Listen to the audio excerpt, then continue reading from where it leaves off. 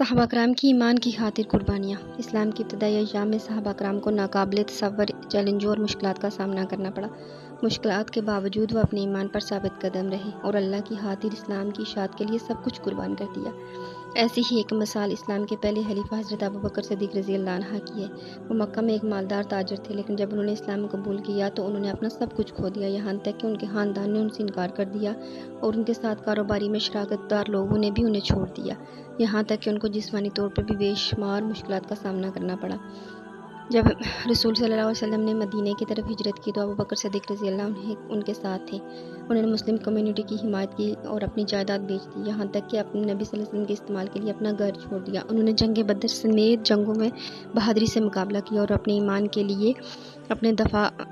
کے دفاع کے لیے ہر وقت تیار رہے۔ دوسری مثال اسلام کے دوسرے خلیفہ حضرت عمر رضی اللہ عنہ کی ہے۔ وہ ایک زبردست جنگجو اور انصاف پسند تھے۔ جب تک انہوں نے اسلام قبول نہیں کیا تھا وہ اسلام کے سخت خلاف تھے، یہاں تک کہ وہ اپنی بہن فاطمہ کو بھی اسلام قبول کرنے پر مارا تھا، لیکن جب انہوں نے اسلام قبول کیا تو وہ صحابہ کے سب سے زیادہ مخلص اور بے لوث لوگوں میں شامل ہو گئے۔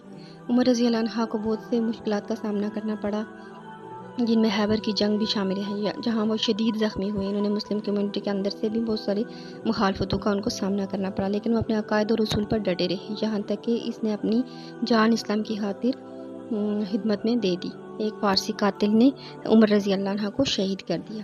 رسول صلی اللہ علیہ وسلم کے چچا زاد بھائی اور داماد علی رضی اللہ عنہ کی کہانی صحابہ کی قربانیوں کا ایک اور ثبوت ہے۔ انہوں نے بہت سے چیلنجوں کا سامنا کرنا پڑا، جن میں خیبر کی جنگ بھی شامل ہے، جہاں وہ شدید زخمی ہوئے اور بعد میں شہادت کا شکار ہوئے۔